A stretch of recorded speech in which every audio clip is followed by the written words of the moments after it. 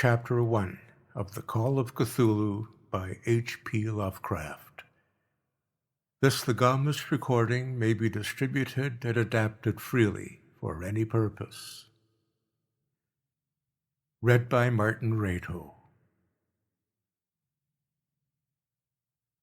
Of such great powers or beings there may be conceivably a survival of a hugely remote period when consciousness was manifested perhaps in shapes and forms long since withdrawn before the tide of advancing humanity, forms of which poetry and legend alone have caught a flying memory and called them gods, monsters, mythical beings of all sorts and kinds.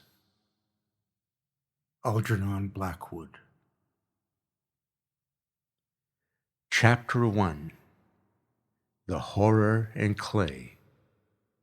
The most merciful thing in the world, I think, is the inability of the human mind to correlate all its contents.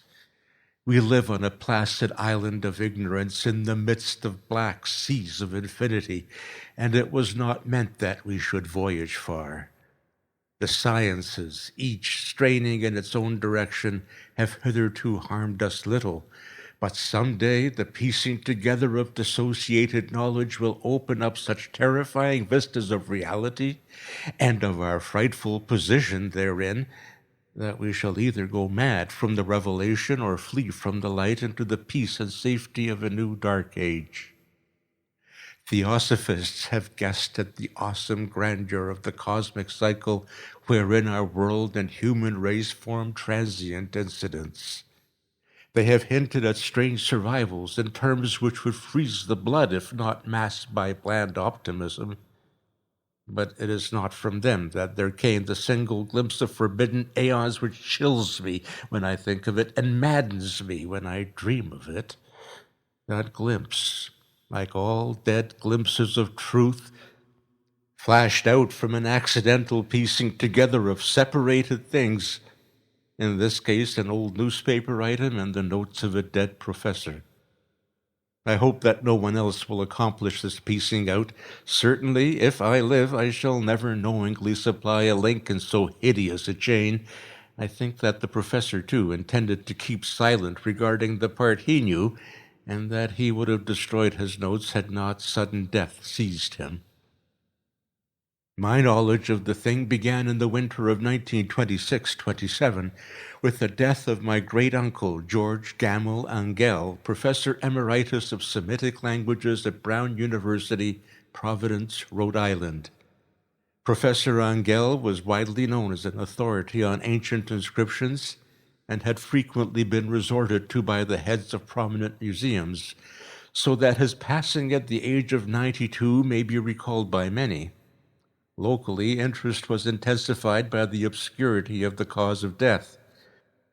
The professor had been stricken whilst returning from the Newport boat, falling suddenly, as witnesses said, after having been jostled by a nautical-looking Negro who had come from one of the queer dark courts on the precipitous hillside which formed a shortcut from the waterfront to the deceased's home in William Street. Physicians were unable to find any visible disorder, but concluded after perplexed debate that some obscure lesion of the heart, induced by the brisk ascent of so steep a hill by so elderly a man, was responsible for the end. At the time I saw no reason to dissent from this dictum, but latterly I am inclined to wonder, and more than wonder. As my great-uncle's heir and executor, for he died a childless widower, I was expected to go over his papers with some thoroughness, and for that purpose moved his entire set of files and boxes to my quarters in Boston. Much of the material which I correlated will be later published by the American Archaeological Society, but there was one box which I found exceedingly puzzling, and which I felt much averse from showing to other eyes. It had been locked, and I did not find the key till it occurred to me to examine the personal ring which the professor carried in his pocket. Then, indeed, I succeeded in opening it, but when I did so seemed only to be confronted by a greater and more closely locked barrier. For what could be the meaning of the queer clay bas-relief and the disjointed jottings, ramblings, and cuttings which I found? Had my uncle in his latter years become credulous of the most superficial impostors? I resolved to search out the eccentric sculptor responsible for this apparent disturbance of an old man's peace of mind. The bas-relief was a rough rectangle, less than an inch thick and about 5 by 6 inches in area, obviously of modern origin. Its designs, however, were far from modern in atmosphere and suggestion, for although the vagaries of cubism and futurism are many and wild, they do not often reproduce that cryptic regularity which lurks in prehistoric writing. And writing of some kind the bulk of these designs seemed certainly to be, though my memory, despite much of the papers and collections of my uncle, failed in any way to identify this particular species or even hint at its remotest affiliations.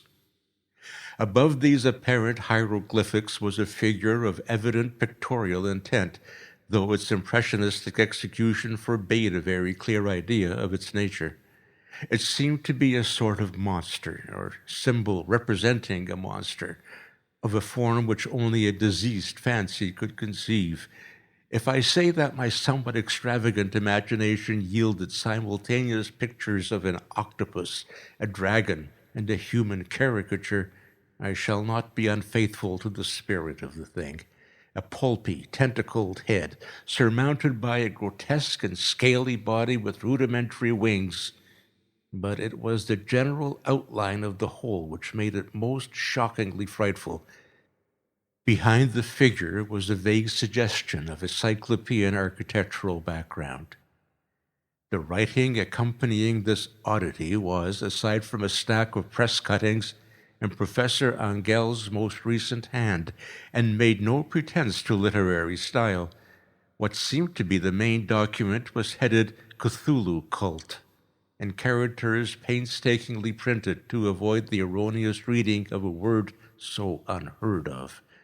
This manuscript was divided into 2 sections, the first of which was headed 1925, Dream and Dreamwork of H. A. Wilcox, 7 Thomas Street, Providence, Rhode Island, and the second, Narrative of Inspector John R. Legrasse, 121 Beanville Street, New Orleans, Louisiana, at 1908 AAS meeting, notes on same, and Professor Webb's account.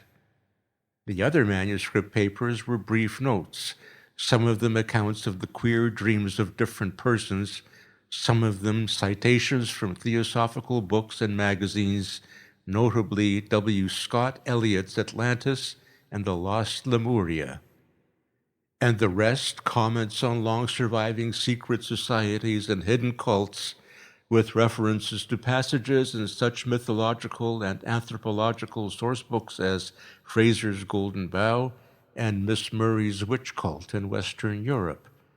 The cuttings largely alluded to outre mental illness and outbreaks of group folly or mania in the spring of 1925. The first half of the principal manuscript told a very particular tale. It appears that on March 1st, 1925, a thin, dark young man of neurotic and excited aspect had called upon Professor Angel, bearing the singular clay bas-relief, which was then exceedingly damp and fresh. His card bore the name of Henry Anthony Wilcox, and my uncle had recognized him as the youngest son of an excellent family slightly known to him, who had latterly been studying sculpture at the Rhode Island School of Design and living alone at the Fleur-de-Lis building near that institution. Wilcox was a precocious youth of known genius but great eccentricity, and had from childhood excited attention through the strange stories and odd dreams he was in the habit of relating. He called himself psychically hypersensitive, but the staid folk of the ancient commercial city dismissed him as merely queer. Never mingling much with his kind, he had dropped gradually from social visibility and was now known only to a small group of aesthetes from other towns. Even the Providence Art Club, anxious to preserve its conservatism, had found him quite hopeless. On the occasion of the visit, ran the professor's manuscript, the sculptor abruptly asked for the benefit of his host's archaeological knowledge in identifying the hieroglyphics of the bas-relief. He spoke in a dreamy, stilted manner which suggested pose and alienated sympathy, and my uncle showed some sharpness in replying, for the conspicuous freshness of the tablet implied kinship with anything but archaeology. Young Wilcox's rejoinder, which impressed my uncle enough to make him recall and record it verbatim, was of a fantastically poetic cast, which must have typified his whole conversation, and which I have since found highly characteristic of him. He said, "It is new indeed, for I made it last night in the dream of strange cities, and dreams are older than brooding Tyre, or the contemplative Sphinx, or garden-girdled Babylon."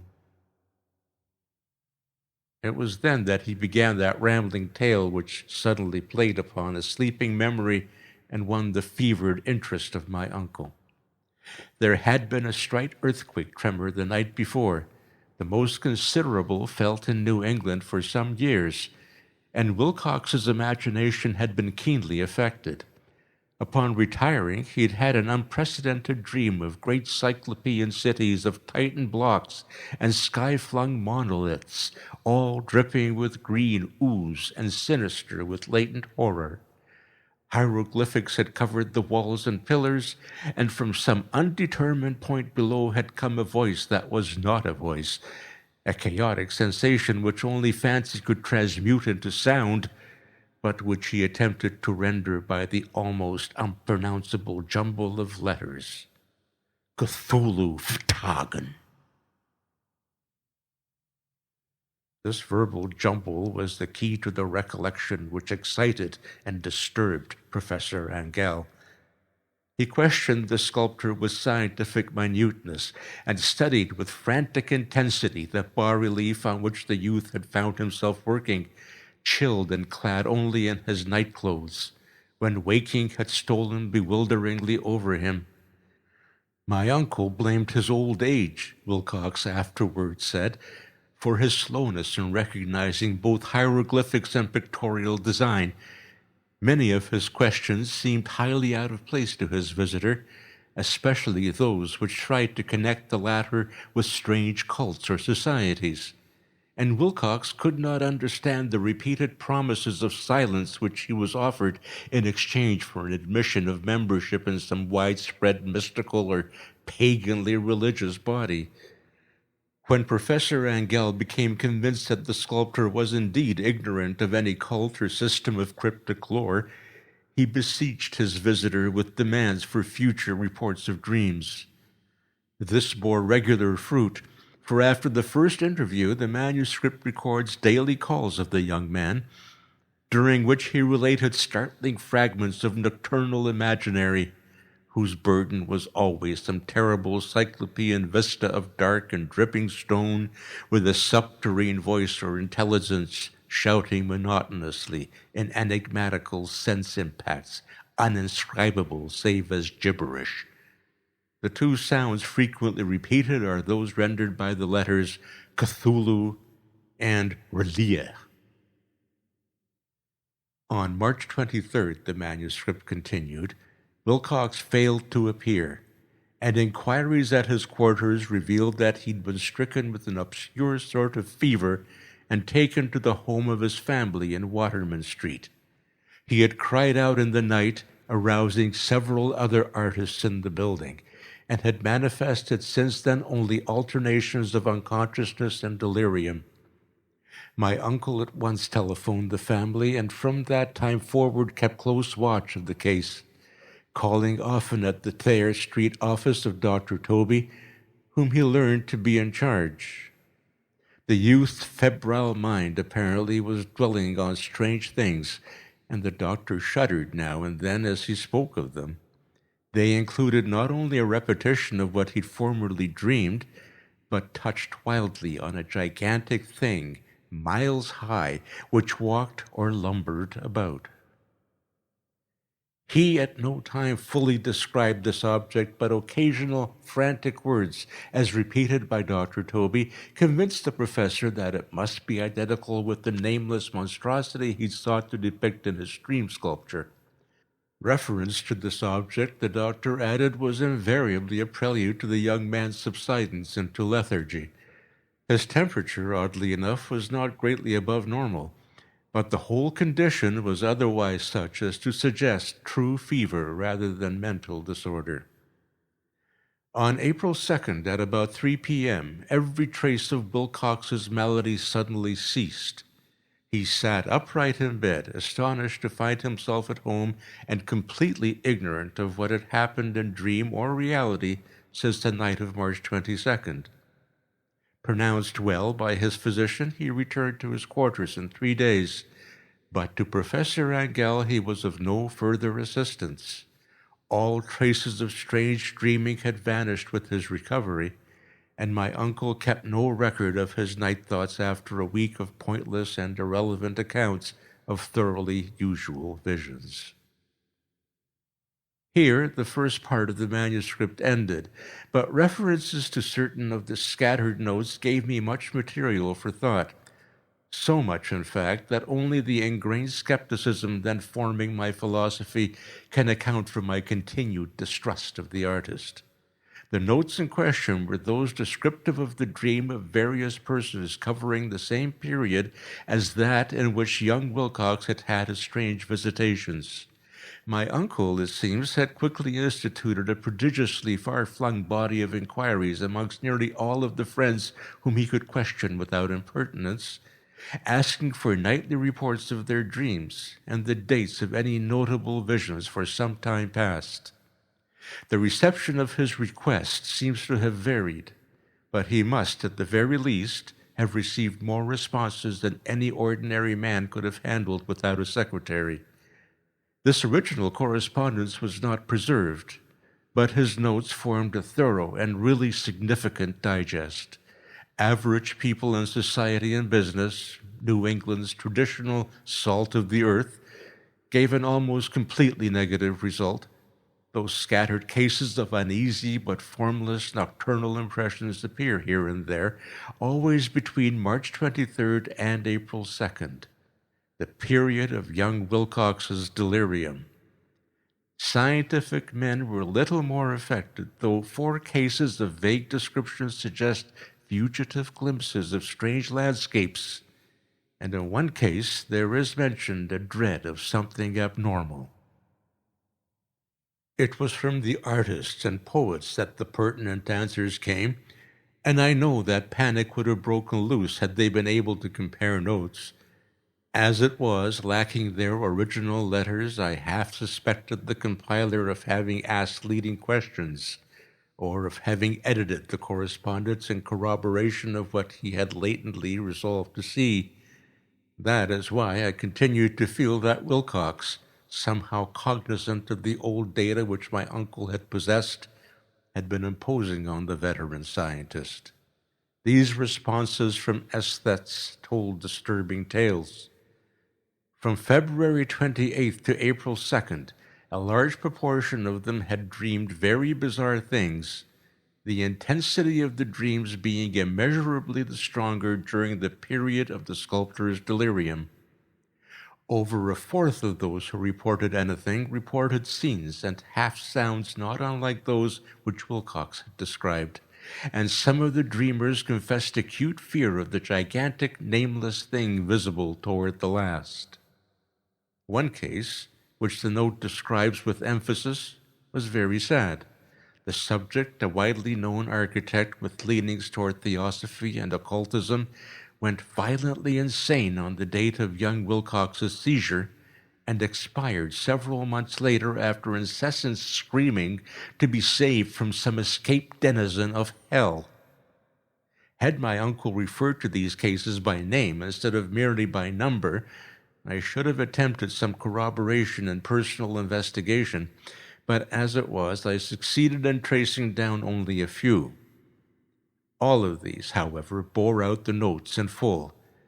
I have often wondered if all the objects of the professor's questioning felt as puzzled as did this fraction.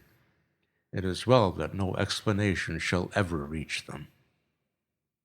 The press cuttings, as I have intimated, touched on cases of panic, mania, and eccentricity during the given period. Professor Angell must have employed a cutting bureau, for the number of extracts was tremendous, and the sources scattered throughout the globe. Here was a nocturnal suicide in London, where a lone sleeper had leaped from a window after a shocking cry. Here, likewise, a rambling letter to the editor of a paper in South America, where a fanatic deduces a dire future from visions he has seen. A dispatch from California describes a theosophist colony as donning white robes en masse for some glorious fulfillment which never arrives, whilst items from India speak guardedly of serious native unrest toward the end of March 22nd, 23rd. The west of Ireland, too, is full of wild rumor and legendry, and a fantastic painter named Ardois Bonneau hangs a blasphemous dream landscape in the Paris Spring Salon of 1926. And so numerous are the recorded troubles in insane asylums that only a miracle can have stopped the medical fraternity from noting strange parallelisms and drawing mystified conclusions. A weird bunch of cuttings, all told. And I can at this stage scarcely envisage the callous rationalism with which I set them aside. But I was then convinced that young Wilcox had known of the older matters mentioned by the professor. End of Chapter 1.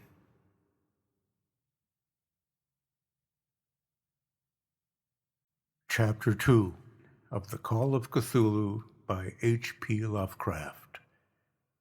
This legamus recording may be distributed and adapted freely for any purpose. Read by Martin Rato. Chapter 2. The Tale of Inspector Legrasse. The older matters which had made the sculptor's dream and bas-relief so significant to my uncle formed the subject of the second half of his long manuscript.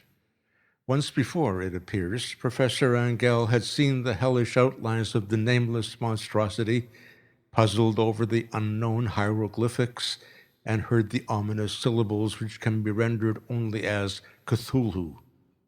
And all this in so stirring and horrible a connection that it is small wonder he pursued young Wilcox with queries and demands for data.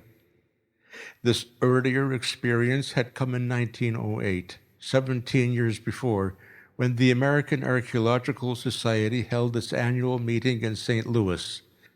Professor Angell, as befitted one of his authority and attainments, had had a prominent part in all the deliberations, and was one of the first to be approached by the several outsiders who took advantage of the convocation to offer questions for correct answering and problems for expert solution.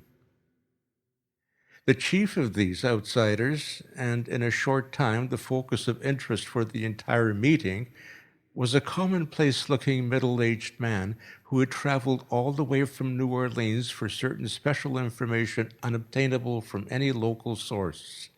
His name was John Raymond Legrasse, and he was by profession an inspector of police. With him he bore the subject of his visit, a grotesque, repulsive, and apparently very ancient stone statuette whose origin he was at a loss to determine. It was not to be fancied that Inspector Legrasse had the least interest in archaeology. On the contrary, his wish for enlightenment was prompted by purely professional considerations. The statuette, idol, fetish, or whatever it was, had been captured some months before in the wooded swamps south of New Orleans during a raid on a supposed voodoo meeting, and so singular and hideous were the rites connected with it that the police could not but realize that they had stumbled on a dark cult totally unknown to them and infinitely more diabolic than even the blackest of the African voodoo circles. Of its origin, apart from the erratic and unbelievable tales extorted from the captured members, absolutely nothing was to be discovered. Hence the anxiety of the police for any antiquarian lore which might help them place the frightful symbol, and through it track down the cult to its fountainhead. Inspector Legrasse was scarcely prepared for the sensation which his offering created. One sight of the thing had been enough to throw the assembled men of science into a state of tense excitement, and they lost no time in crowding around him to gaze at the diminutive figure whose utter strangeness and air of genuinely abysmal antiquity hinted so potently at unopened and archaic vistas. No recognized school of sculpture had animated this terrible object, yet centuries and even thousands of years seemed recorded in its dim and greenish surface of unplaceable stone. The figure, which was finally passed slowly from man to man for close and careful study, was between 7 and 8 inches in height and of exquisitely artistic workmanship. It represented a monster of vaguely anthropoid outline, but with an octopus-like head, whose face was a mass of feelers, a scaly, rubbery-looking body, prodigious claws on hind and fore feet, and long, narrow wings behind. This thing, which seemed instinct with a fearsome and unnatural malignancy, was of a somewhat bloated corpulence, and squatted evilly on a rectangular block or pedestal covered with undecipherable characters. The tips of the wings touched the back edge of the block, the seat occupied the center, whilst the long, curved claws of the doubled-up, crouching hind legs gripped the front edge and extended a quarter of the way down toward the bottom of the pedestal. The cephalopod head was bent forward, so that the ends of the facial feelers brushed the backs of huge forepaws which clasped the croucher's elevated knees. The aspect of the whole was abnormally lifelike, and the more subtly fearful because its source was so totally unknown. Its vast, awesome, and incalculable age was unmistakable, yet not one link did it show with any known type of art belonging to civilization's youth, or indeed to any other time. Totally separate and apart, its very material was a mystery, for the soapy, greenish-black stone with its golden or iridescent flecks and striations resembled nothing familiar to geology or mineralogy. The characters along the base were equally baffling, and no member present, despite a representation of half the world's expert learning in this field, could form the least notion of even their remotest linguistic kinship. They, like the subject and material, belonged to something horribly remote and distinct from mankind as we know it, something frightfully suggestive of old and unhallowed cycles of life in which our world and our conceptions have no part. And yet, as the members severally shook their heads and confessed defeat at the inspector's problem, there was one man in that gathering who suspected a touch of bizarre familiarity in the monstrous shape and writing, and who presently told with some diffidence of the odd trifle he knew. This person was the late William Channing Webb, professor of anthropology in Princeton University and an explorer of no slight note. Professor Webb had been engaged 48 years before in a tour of Greenland and Iceland in search of some runic inscriptions which he failed to unearth, and whilst high up on the West Greenland coast had encountered a singular tribe or cult of degenerate Eskimos whose religion, a curious form of devil worship, chilled him with its deliberate bloodthirstiness and repulsiveness. It was a faith of which other Eskimos knew little, and which they mentioned only with shudders, saying that it had come down from horribly ancient aeons before ever the world was made. Besides nameless rites and human sacrifices, there were certain queer hereditary rituals addressed to a supreme elder devil or tornasuk. And of this, Professor Webb had taken a careful phonetic copy from an aged Angakok, or wizard priest, expressing the sounds in Roman letters as best he knew how.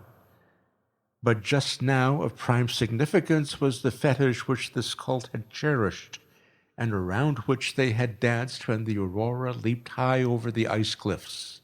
It was, the professor stated, a very crude bas-relief of stone, comprising a hideous picture and some cryptic writing. And so far as he could tell, it was a rough parallel in all essential features of the bestial thing now lying before the meeting.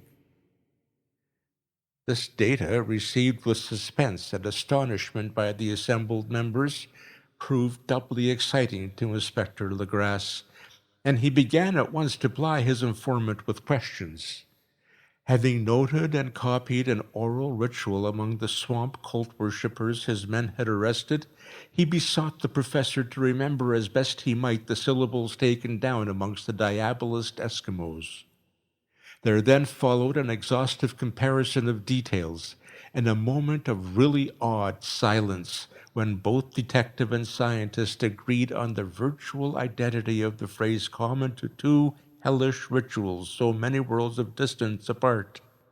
What, in substance, both the Eskimo wizards and the Louisiana swamp priests had chanted to their kindred idols was something very like this, the word divisions being guessed at from traditional breaks in the phrase as chanted aloud.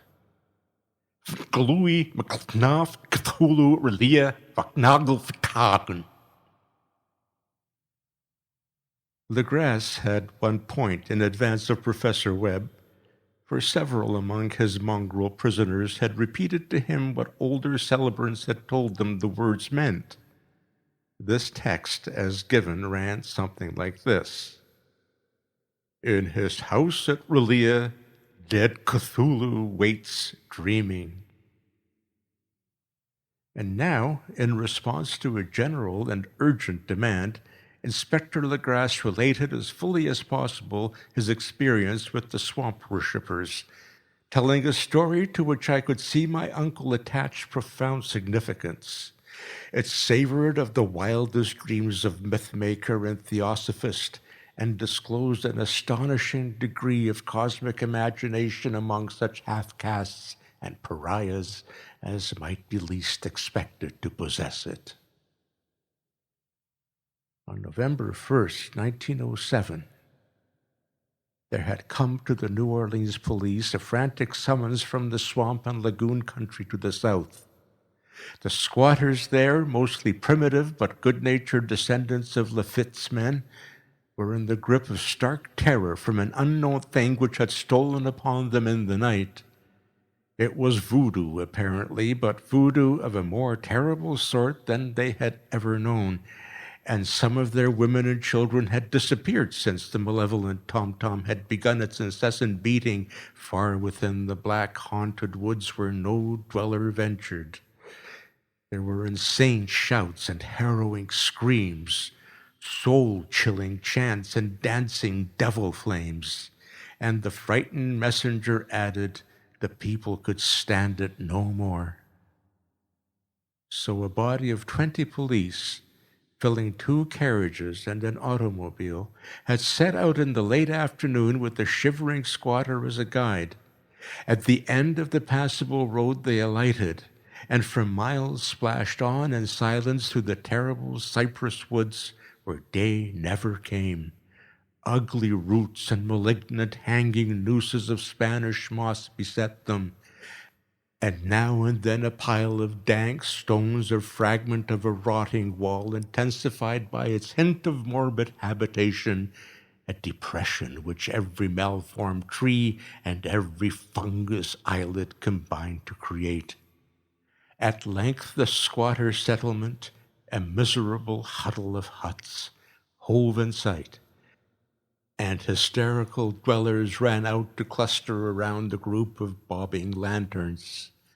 The muffled beat of tom-toms was now faintly audible far, far ahead.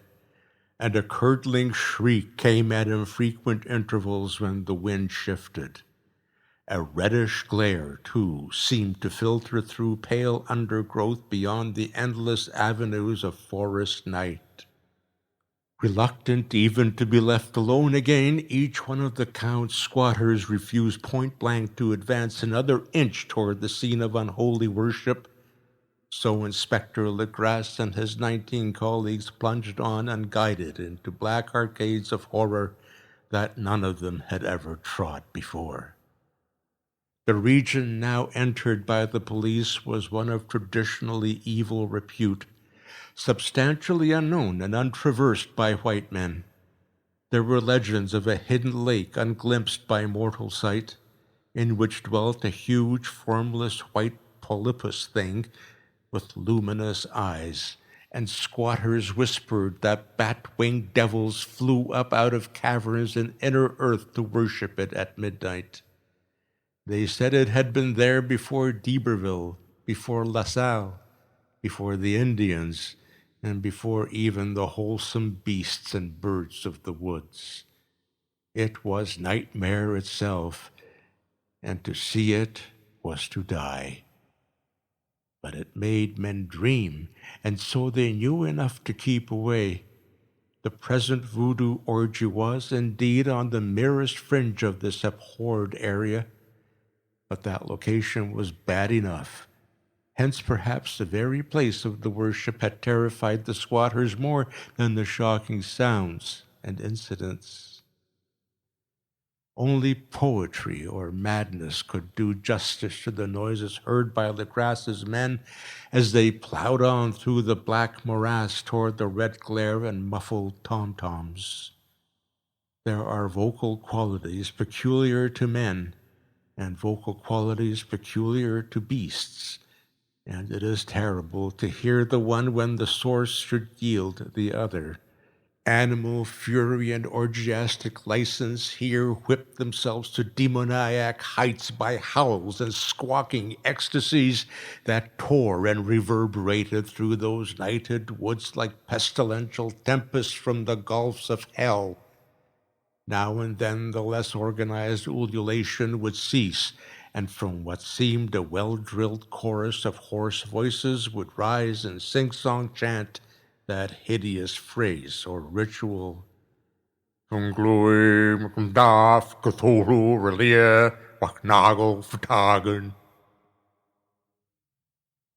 the men, having reached a spot where the trees were thinner, came suddenly in sight of the spectacle itself. 4 of them reeled, 1 fainted, and 2 were shaken into a frantic cry which the mad cacophony of the orgy fortunately deadened. Legrasse dashed swamp water on the face of the fainting man, and all stood trembling and nearly hypnotized with horror. In a natural glade of the swamp stood a grassy island of perhaps an acre's extent, clear of trees and tolerably dry. On this now leaped and twisted a more indescribable horde of human abnormality than any but a Sime or an Angarola could paint. Void of clothing, this hybrid spawn were braying, bellowing, and writhing about a monstrous ring-shaped bonfire, in the center of which, revealed by occasional rifts in the curtain of flame, stood a great granite monolith some 8 feet in height, on top of which, incongruous in its diminutiveness, rested the noxious carven statuette. From a wide circle of 10 scaffolds set up at regular intervals, with the flame-girt monolith as a center, hung, head downward, the oddly marred bodies of the helpless squatters who had disappeared. It was inside this circle that the ring of worshippers jumped and roared, the general direction of the mass motion being from left to right, an endless bacchanal between the ring of bodies and the ring of fire. It may have been only imagination, and it may have been only echoes which induced one of the men, an excitable Spaniard, to fancy he heard antiphonal responses to the ritual from some far and unillumined spot deeper within the wood of ancient legendary and horror. This man, Joseph D. Galvez, I later met and questioned, and he proved distractingly imaginative.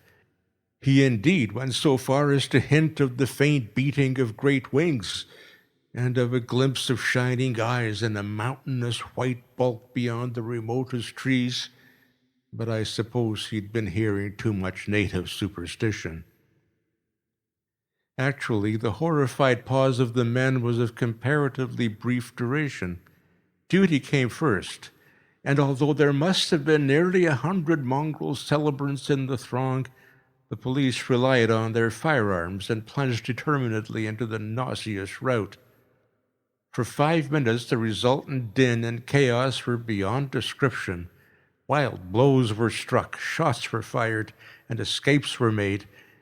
But in the end, Legras was able to count some 47 sullen prisoners, whom he forced to dress in haste and fall into line between 2 rows of policemen.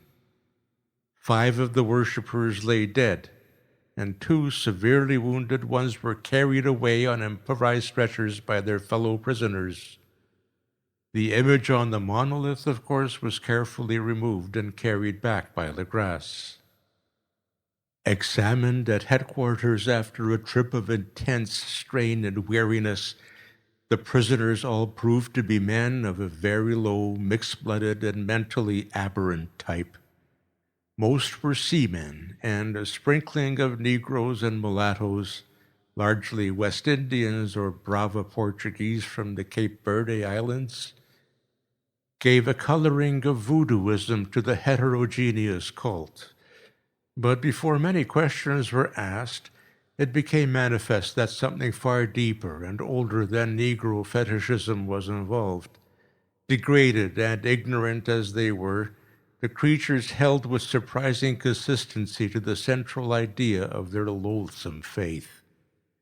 They worshipped, so they said, the great old ones who lived ages before there were any men, and who came to the young world out of the sky.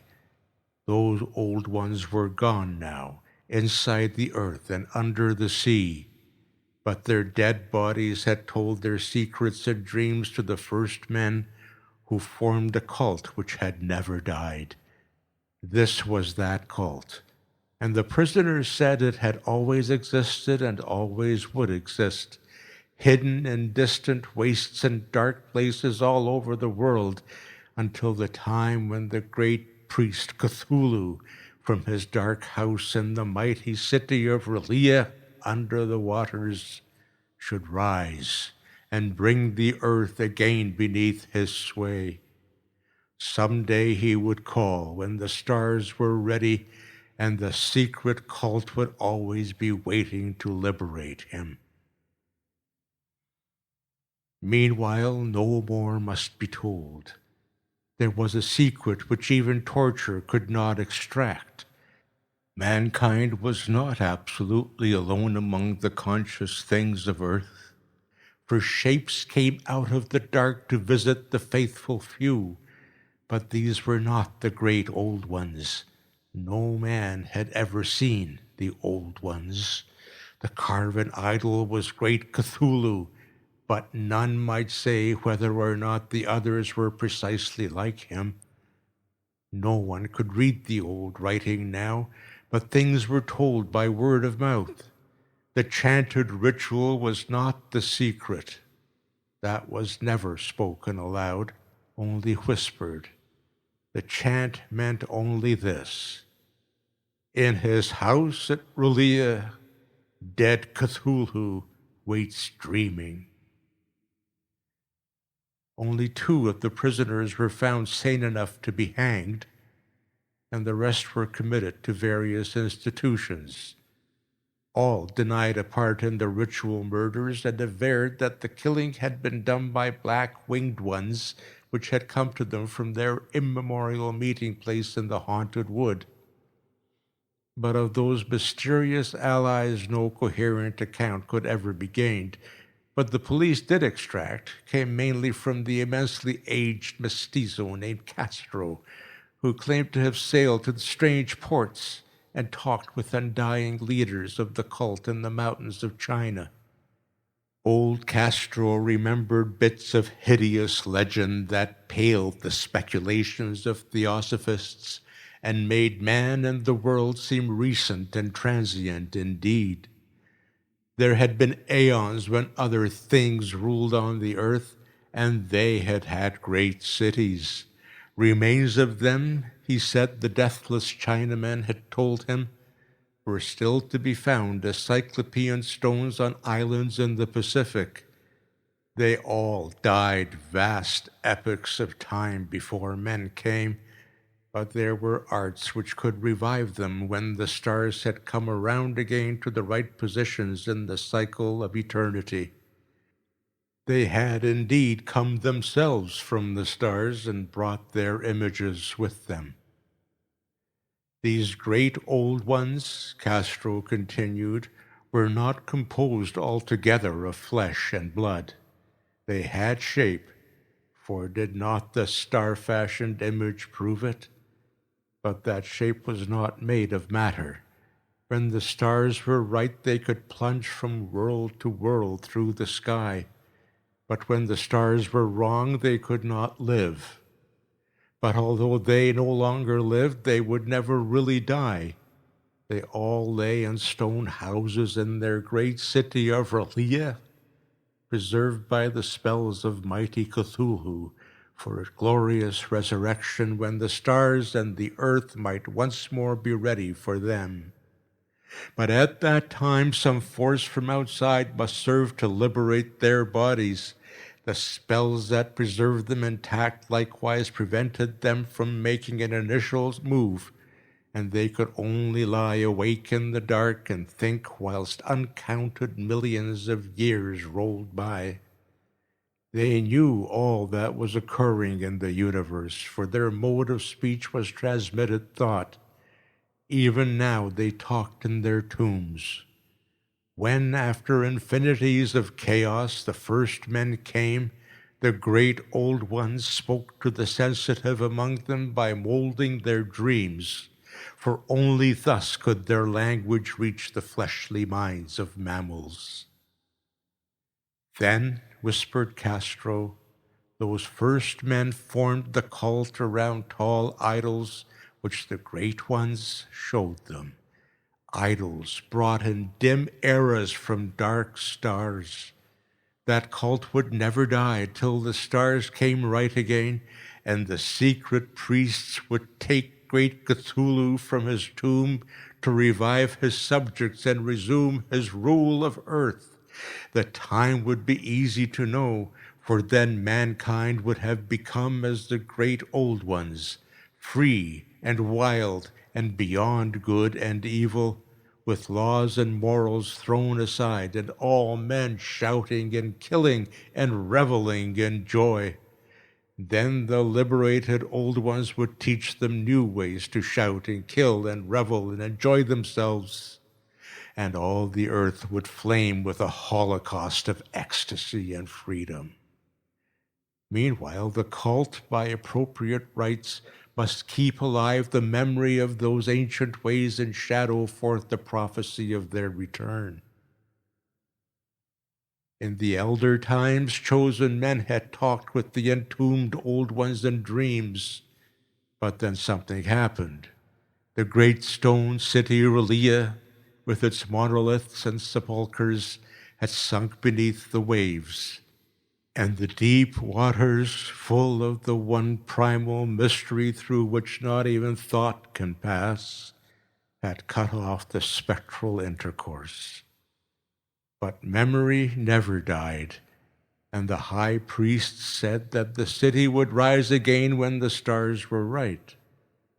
Then came out of the earth the black spirits of earth, moldy and shadowy, and full of dim rumors picked up in caverns beneath forgotten sea bottoms. But of them old Castro dared not speak much. He cut himself off hurriedly, and no amount of persuasion or subtlety could elicit more in this direction. The size of the old ones, too, he curiously declined to mention. Of the cult, he said that he thought the center lay amid the pathless desert of Arabia, where Irem, the city of pillars, dreams hidden and untouched. It was not allied to the European witch cult and was virtually unknown beyond its members. No book had ever really hinted of it, though the deathless Chinaman said that there were double meanings in the Necronomicon of the mad Arab Abdul al-Hazred, which the initiated might read as they chose, especially the much-discussed couplet, "That is not dead which can eternal lie, and with strange aeons even death may die."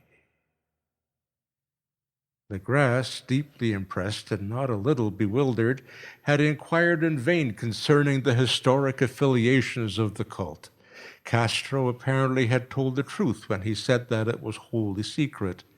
The authorities at Tulane University could shed no light upon either cult or image, and now the detective had come to the highest authorities in the country and met with no more than the Greenland tale of Professor Webb.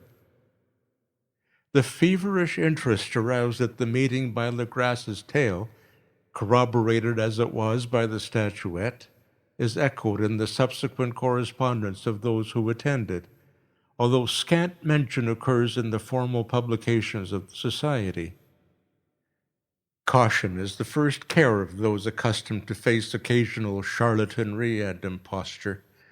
Legras for some time lent the image to Professor Webb, but at the latter's death it was returned to him and remains in his possession, where I viewed it not long ago. It is truly a terrible thing, and unmistakably akin to the dream sculpture of young Wilcox.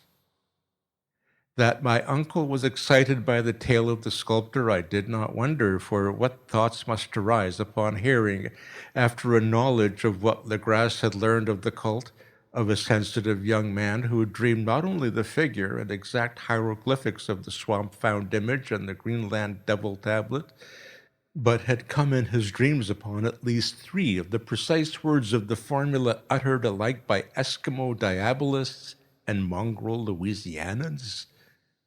Professor Angel's instant start on an investigation of the utmost thoroughness was eminently natural, though privately I suspected young Wilcox of having heard of the cult in some indirect way and of having invented a series of dreams to heighten and continue the mystery at my uncle's expense. The dream narratives and cuttings collected by the professor were, of course, strong corroboration. But the rationalism of my mind and the extravagance of the whole subject led me to adopt what I thought the most sensible conclusions. So, after thoroughly studying the manuscript again and correlating the theosophical and anthropological notes with the cult narrative of Legras, I made a trip to Providence to see the sculptor and give him the rebuke I thought proper for so boldly imposing upon a learned and aged man.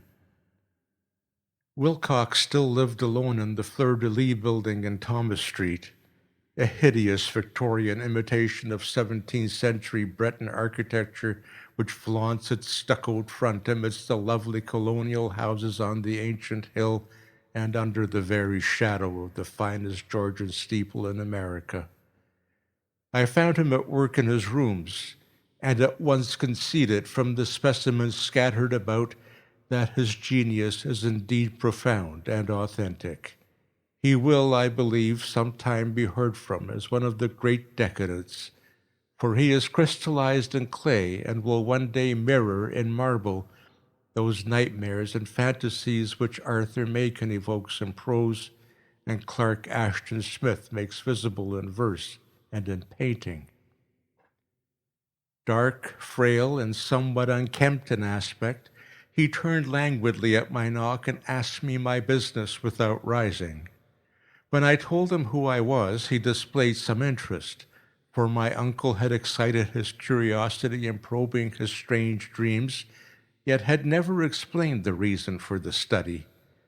I did not enlarge his knowledge in this regard, but sought with some subtlety to draw him out.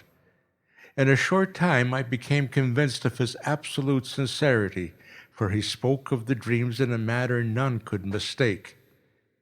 They and their subconscious residuum had influenced his art profoundly, and he showed me a morbid statue whose contours almost made me shake with the potency of its black suggestion. He could not recall having seen the original of this thing except in his own dream bas-relief, but the outlines had formed themselves insensibly under his hands. It was, no doubt, the giant shape he'd raved of in delirium. That he really knew nothing of the hidden cult, save from what my uncle's relentless catechism had let fall, he soon made clear. And again I strove to think of some way in which he could possibly have received the weird impressions. He talked of his dreams in a strangely poetic fashion, making me see with terrible vividness the damp cyclopean city of slimy green stone, whose geometry, he oddly said, was all wrong, and hear with frightened expectancy the ceaseless half-mental calling from underground, "Cthulhu Fatagan! Cthulhu Fatagan!" These words had formed part of that dread ritual which told of dead Cthulhu's dream vigil in his stone vault at R'lyeh, and I felt deeply moved despite my rational beliefs.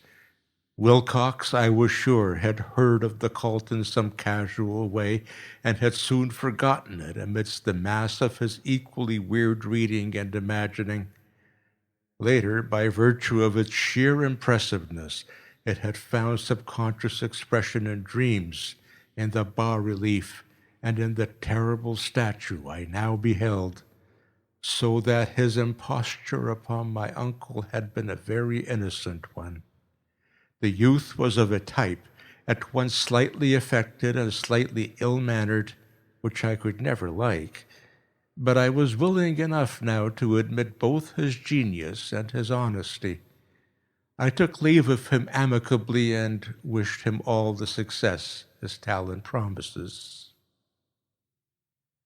The matter of the cult still remained to fascinate me, and at times I had visions of personal fame from researches into its origin and connections. I visited New Orleans, talked with Legras and others of that old-time raiding party, saw the frightful image, and even questioned much of the mongrel prisoners that still survived. Old Castro, unfortunately, had been dead for some years. What I now heard so graphically at first hand, though it was really no more than a detailed confirmation of what my uncle had written, excited me afresh, for I felt sure that I was on the track of a very real, very secret, and very ancient religion whose discovery would make me an anthropologist of note. My attitude was still one of absolute materialism, as I wish it still were, and I discounted with almost inexplicable perversity the coincidence of the dream notes and the odd cuttings collected by Professor Angell. One thing I began to suspect, and which now I fear I know, is that my uncle's death was far from natural. He fell on a narrow hill street leading up from an ancient waterfront swarming with foreign mongrels after a careless push from a Negro sailor. I did not forget the mixed blood and marine pursuits of the cult members in Louisiana, and would not be surprised to learn of secret methods and rites and beliefs. Legras and his men, it is true, have been let alone, but in Norway a certain seaman who saw things is dead. Might not the deeper inquiries of my uncle after encountering the sculptor's data have come to sinister ears? I think Professor Angell died because he knew too much, or because he was likely to learn too much. Whether I shall go as he did remains to be seen, for I have learned much now.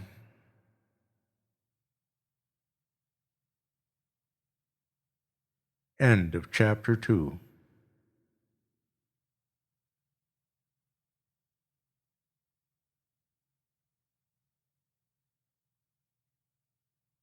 Chapter 3 of The Call of Cthulhu by H.P. Lovecraft. This legamus recording may be distributed and adapted freely for any purpose. Read by Martin Rato. Chapter 3 The Madness from the Sea. If heaven ever wishes to grant me a boon, it will be a total effacing of the results of a mere chance which fixed my eye on a certain stray piece of shelf paper. It was nothing on which I would naturally have stumbled in the course of my daily round, for it was an old number of an Australian journal, the Sydney Bulletin, for April 18th, 1925.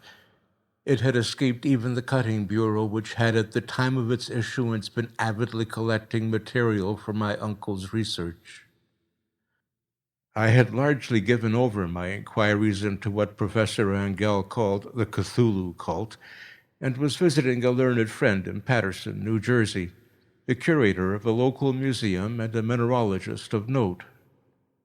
Examining one day the reserve specimens roughly set on the storage shelves in a rear room of the museum, my eye was caught by an odd picture in one of the old papers spread beneath the stones. It was the Sydney Bulletin I have mentioned, for my friend had wide affiliations in all conceivable foreign parts, and the picture was a half-tone cut of a hideous stone image almost identical with that which Legras had found in the swamp. Eagerly clearing the sheet of its precious contents, I scanned the item in detail and was disappointed to find it of only moderate length. What it suggested, however, was of portentous significance to my flagging quest, and I carefully tore it out for immediate action. It read as follows: Mystery derelict found at sea. Vigilant arrives with helpless armed New Zealand yacht in tow. One survivor and dead man found aboard. Tale of desperate battle and deaths at sea. Rescued seaman refuses particulars of strange experience. Odd idol found in his possession. Inquiry to follow. The Morris and Company's freighter Vigilant, bound from Valparaiso, arrived this morning at its wharf in Darling Harbour, having in tow the battled and disabled but heavily armed steam yacht Alert of Dunedin, New Zealand, which was sighted April 12th in south latitude 34 degrees 21 minutes, west longitude 152 degrees 17 minutes, with one living and one dead man aboard. The Vigilant left Valparaiso March 25th, and on April 2nd was driven considerably south of her course by exceptionally heavy storms and monster waves. On April 12th, the derelict was sighted, and though apparently deserted, was found upon boarding to contain one survivor in a half-delirious condition and one man who had evidently been dead for more than a week.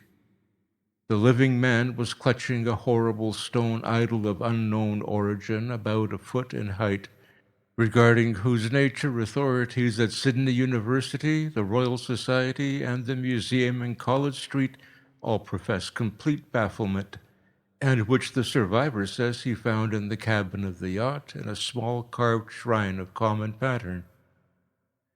This man, after recovering his senses, told an exceedingly strange story of piracy and slaughter.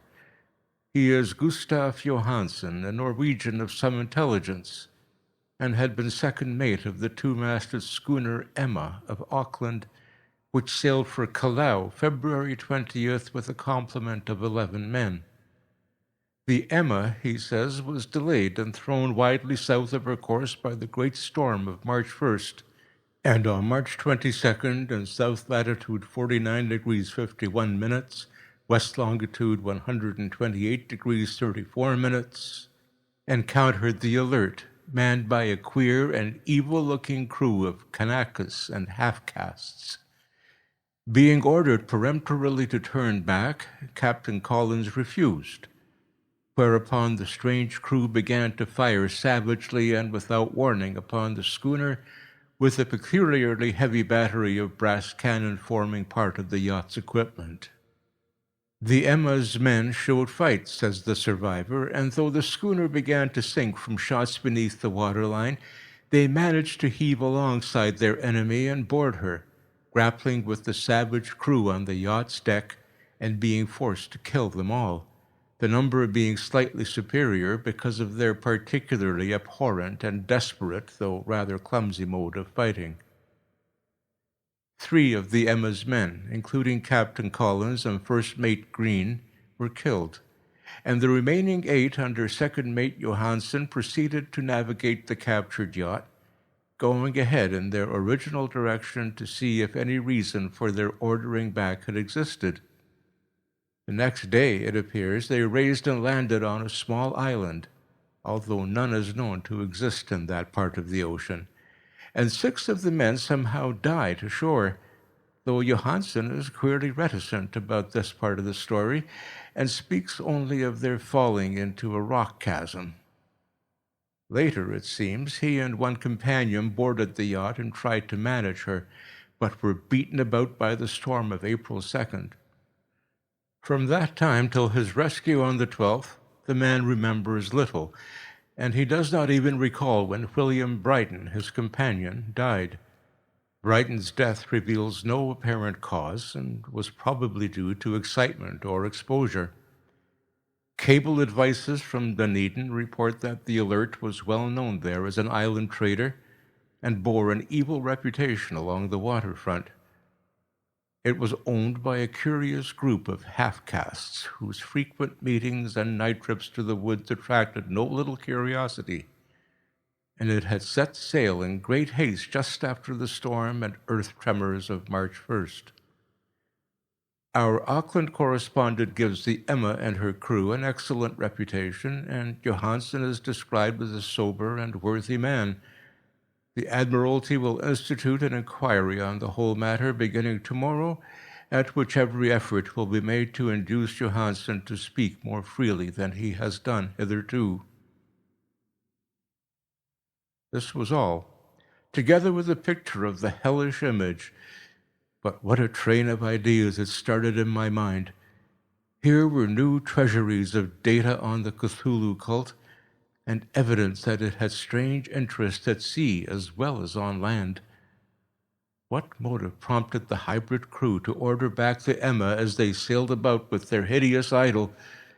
What was the unknown island on which 6 of the Emma's crew had died, and about which the mate Johansen was so secretive? What had the Vice Admiralty's investigation brought out, and what was known of the noxious cult in Dunedin? And most marvelous of all, what deep and more than natural linkage of dates was this which gave a malign and now undeniable significance to the various turns of events so carefully noted by my uncle? March 1st, or February 28th, according to the international dateline, the earthquake and storm had come. From Dunedin, the Alert and her noisome crew had darted eagerly forth as if imperiously summoned, and on the other side of the earth, poets and artists had begun to dream of a strange, dank, cyclopean city, whilst a young sculptor had molded in his sleep the form of the dreaded Cthulhu. March 23rd, the crew of the Emma landed on an unknown island and left 6 men dead. And on that date, the dreams of sensitive men assumed a heightened vividness and darkened with dread of a giant monster's malign pursuit, whilst an architect had gone mad and a sculptor had lapsed suddenly into delirium. And what of the strange storm of April 2nd?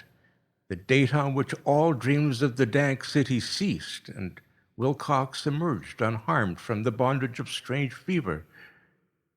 What of all this, and of those hints of old Castro about the sunken, star-born old ones and their coming reign, their faithful cult and their mastery of dreams?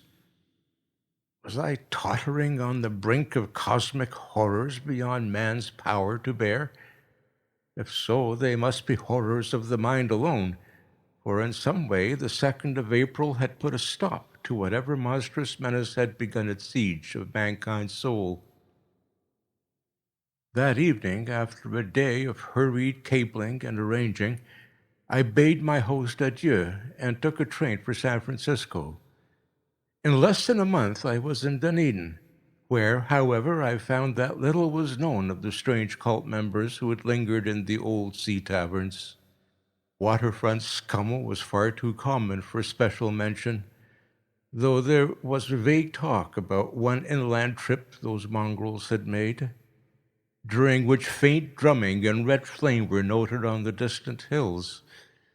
In Auckland, I learned that Johansen had returned with yellow hair turned white after a perfunctory and inconclusive questioning at Sydney, and had thereafter sold his cottage in West Street and sailed with his wife to his old home in Oslo. Of his stirring experience, he would tell his friends no more than he had told the Admiralty officials, and all they could do was to give me his Oslo address. After that, I went to Sydney and talked profitlessly with seamen and members of the Vice Admiralty Court. I saw the Alert, now sold and in commercial use, at Circular Quay in Sydney Cove, but gained nothing from its non-committal bulk. The crouching image, with its cuttlefish head, dragon body, scaly wings, and hieroglyph pedestal, was preserved in the museum at Hyde Park, and I studied it long and well, finding it a thing of balefully exquisite workmanship, and with the same utter mystery, terrible antiquity, and unearthly strangeness of material which I had noted in Legras's smaller specimen. Geologists, the curator told me, had found it a monstrous puzzle, for they vowed that the world held no rock like it. Then I thought with a shudder of what old Castro had told Legras about the old ones. They had come from the stars and had brought their images with them. Shaken with such a mental resolution as I had never before known, I now resolved to visit mate Johansen in Oslo. Sailing for London, I re-embarked at once for the Norwegian capital, and one autumn day landed at the trim wharves in the shadow of the Egeberg. Johansen's address, I discovered, lay in the old town of King Harald Hardrada, which kept alive the name of Oslo during all the centuries that the greater city masqueraded as Christiana. I made the brief trip by taxicab and knocked with palpitant heart at the door of a neat and ancient building with plastered front.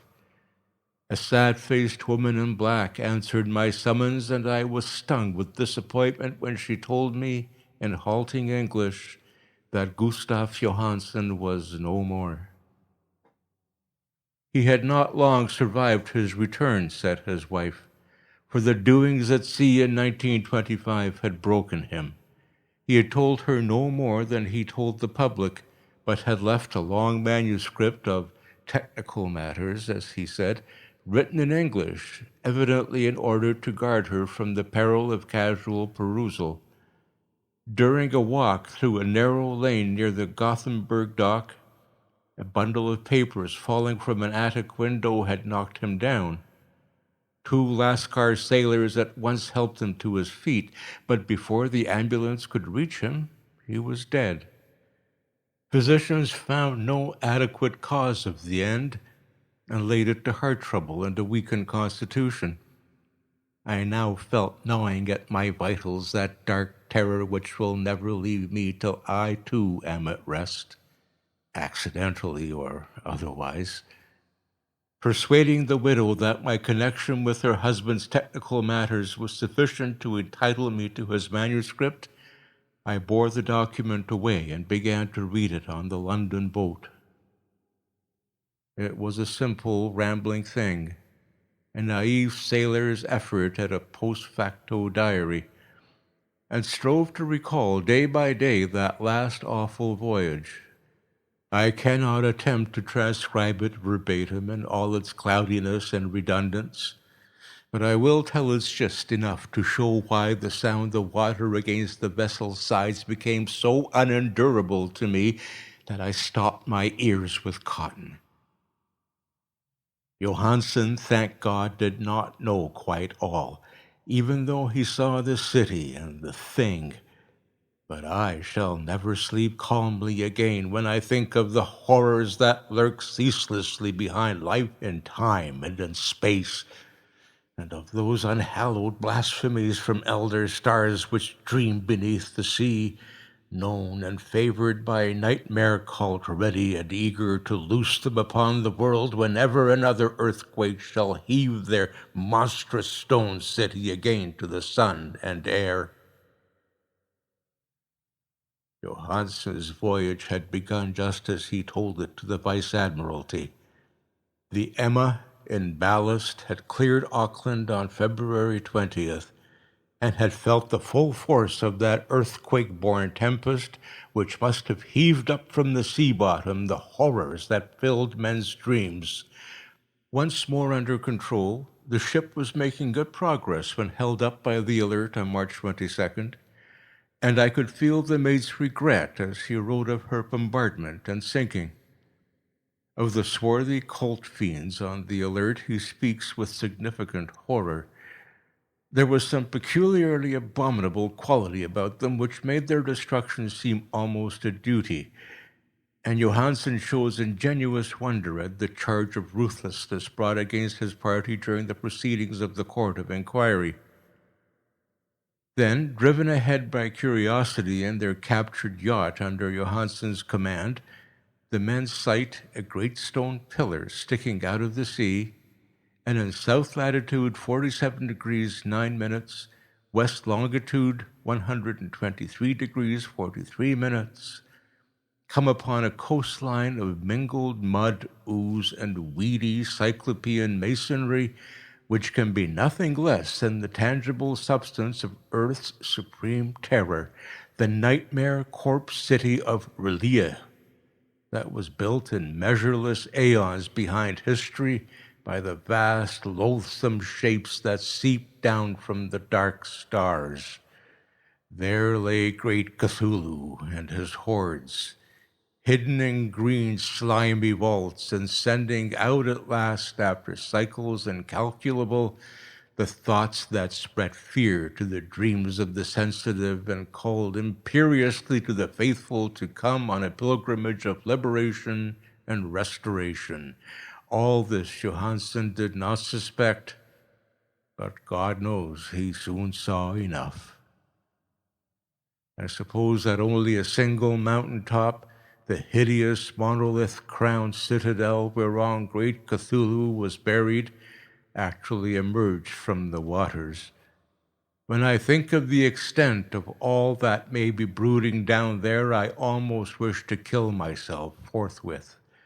Johansen and his men were awed by the cosmic majesty of this dripping Babylon of elder demons, and must have guessed without guidance that it was nothing of this or of any sane planet. Awe at the unbelievable size of the greenish stone blocks, at the dizzying height of the great carven monolith, and the stupefying identity of the colossal statues and bas-reliefs with the queer image found in the shrine on the Alert, is poignantly visible in every line of the mate's frightened description. Without knowing what futurism is like, Johansen achieved something very close to it when he spoke of the city, for instead of describing any definite structure or building, he dwells only on broad impressions of vast angles and stone surfaces, surfaces too great to belong to anything right or proper for this earth, and impious with horrible images and hieroglyphs. I mention this talk about angles because it suggests something Wilcox had told me of his awful dreams. He said that the geometry of the dream place he saw was abnormal, non-Euclidean, and loathsomely redolent of spheres and dimensions apart from ours. Now an unlettered seaman felt the same thing whilst gazing at the terrible reality. Johansen and his men landed on a sloping mud bank on this monstrous acropolis and clambered slipperily up over titan, oozy blocks which could have been no mortal staircase. The very sun of heaven seemed distorted when viewed through the polarizing miasma welling out from the sea-soaked perversion, and twisted menace and suspense lurked leeringly in those crazily elusive angles of carven rock where a second glance showed concavity after the first showed convexity. Something very like fright had come over all the explorers before anything more definite than rock and ooze and weed was seen. Each would have fled had he not feared the scorn of the others, and it was only half-heartedly that they searched, vainly as it proved, for some portable souvenir to bear away. It was Rodriguez, the Portuguese, who climbed up the foot of the monolith and shouted of what he'd found. The rest followed him and looked curiously at the immense carved door with the now familiar squid dragon bas-relief. It was, Johansen said, like a great barn door, and they all felt that it was a door because of the ornate lintel, threshold, and jambs around it, although they could not decide whether it lay flat like a trapdoor or slatwise like an outside cellar door. As Wilcox would have said, the geometry of the place was all wrong. One could not be sure that the sea and the ground were horizontal. Hence the relative position of everything else seemed phantasmally variable. Bryden pushed at the stone in several places without result. Then Donovan felt over it delicately around the edge, pressing each point separately as he went. He climbed interminably along the grotesque stone molding. That is, one would call it climbing if the thing was not, after all, horizontal. And the men wondered how any door in the universe could be so vast. Then, very softly and slowly, the acre-great lintel began to give inward at the top, and they saw that it was balanced. Donovan slid or somehow propelled himself down or along the jamb and rejoined his fellows, and everyone watched the queer recession of the monstrously carven portal. In this fantasy of prismatic distortion, it moved anomalously in a diagonal way so that all the rules of matter and perspective seemed upset. The aperture was black, with a darkness almost material. That tenebrousness was indeed a positive quality, for it obscured such parts of the inner walls as ought to have been revealed, and actually burst forth like smoke from its aeon-long imprisonment, visibly darkening the sun as it slunk away into the shrunkening gibbous sky on flapping membranous wings. The odor rising from the newly opened depths was intolerable, and at length the quick-eared Hawkins thought he heard a nasty slopping sound down there. Everyone listened, and everyone was listening still when it lumbered slobberingly into sight and gropingly squeezed its gelatinous green immensity through the black doorway into the tainted outside air of that poisoned city of madness. Poor Johansen's handwriting almost gave out when he wrote of this. Of the 6 men who never reached the ship, he thinks 2 perished of pure fright in that accursed instant. The thing cannot be described. There is no language for such abysms of shrieking and immemorial lunacy, such eldritch contradictions of all matter, force, and cosmic order. A mountain walked or stumbled. God, what wonder that across the earth a great architect went mad, and poor Wilcox raved with fever in that telepathic instant. The thing of the idols, the green, sticky spawn of the stars, had awaked to claim his own. The stars were right again, and what an age-old cult had failed to do by design, a band of innocent sailors had done by accident. After vigintillions of years, great Cthulhu was loose again and ravening for delight. 3 men were swept up by the flabby claws before anybody turned.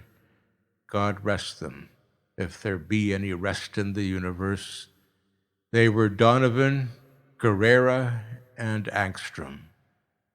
Parker slipped as the other 3 were plunging frenziedly over endless vistas of green-crusted rock to the boat, and Johansen swears he was swallowed up by an angle of masonry which shouldn't have been there, an angle which was acute but behaved as if it were obtuse. So only Bryden and Johansen reached the boat and pulled desperately for the alert as the mountainous monstrosity flopped down the slimy stones and hesitated, floundering at the edge of the water. Steam had not been suffered to go down entirely despite the departure of all hands for the shore, and it was the work of only a few moments of feverish rushing up and down between wheel and engines to get the alert under way.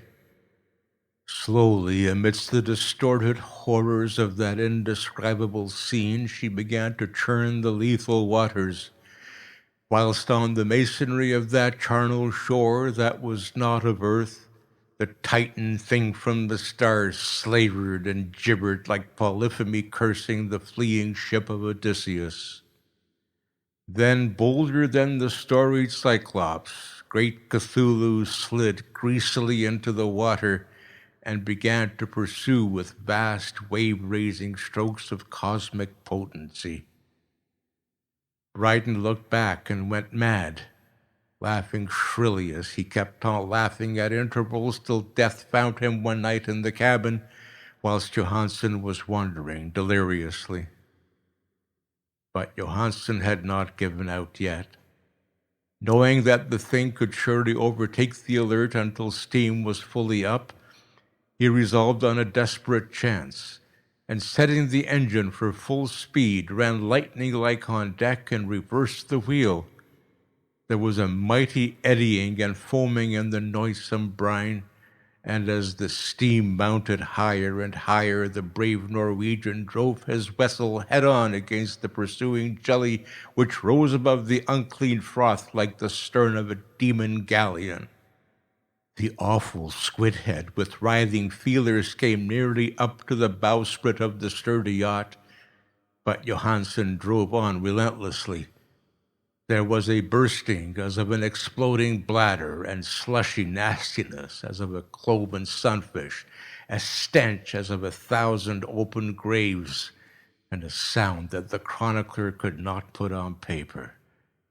For an instant the ship was befouled by an acrid and blinding green cloud, and then there was only a venomous seething astern, where, God in heaven, the scattered plasticity of that nameless sky spawn was nebulously recombining in its hateful original form, whilst its distance widened every second as the alert gained impetus from its mounting steam. And that was all. After that, Johansen only brooded over the idol in the cabin and attended to a few matters of food for himself and the laughing maniac by his side. He did not try to navigate after the first bold flight, for the reaction had taken something out of his soul. Then came the storm of April 2nd, and a gathering of the clouds about his consciousness. There is a sense of spectral whirling through liquid gulfs of infinity, of dizzying rides through reeling universes on comet's tail, and of hysterical plunges from the pit to the moon and from the moon back again to the pit, all livened by a cachinnating chorus of the distorted, hilarious elder gods, and the green bat-winged mocking imps of Tartarus. Out of that dream came rescue, the Vigilant, the Vice Admiralty Court, the streets of Dunedin, and the long voyage back home to the old house by the Egeberg. He could not tell. They would think him mad. He would write of what he knew before death came, but his wife must not guess. Death would be a boon if only it could blot out the memories. That was the document I read, and now I have placed it in the tin box beside the bas-relief and the papers of Professor Angell. With it shall go this record of mine, this test of my own sanity, wherein is pieced together that which I hope may never be pieced together again. I have looked upon all that the universe has to hold of horror, and even the skies of spring and the flowers of summer must ever afterward be poison to me, but I do not think my life will be long. As my uncle went, as poor Johansen went, so shall I go. I know too much, and the cult still lives. Cthulhu still lives too, I suppose. Again in that chasm of stone which has shielded him since the sun was young. His accursed city is sunken once more, for the Vigilance sailed over the spot after the April storm. But his ministers on earth still bellow and prance and slay around idol-capped monoliths and lonely places. He must have been trapped by the sinking whilst within his black abyss, or else the world would by now be screaming with fright and frenzy. Who knows the end? What has risen may sink, and what has sunk may rise. Loathsomeness waits and dreams in the deep, and decay spreads over the tottering cities of men. A time will come, but I must not and cannot think. Let me pray that if I do not survive this manuscript, my executors may put caution before audacity and see that it meets no other eye.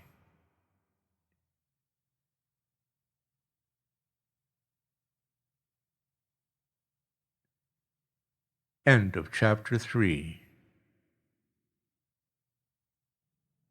End of the Call of Cthulhu by H.P. Lovecraft. For more information or to volunteer, please visit legamus.eu.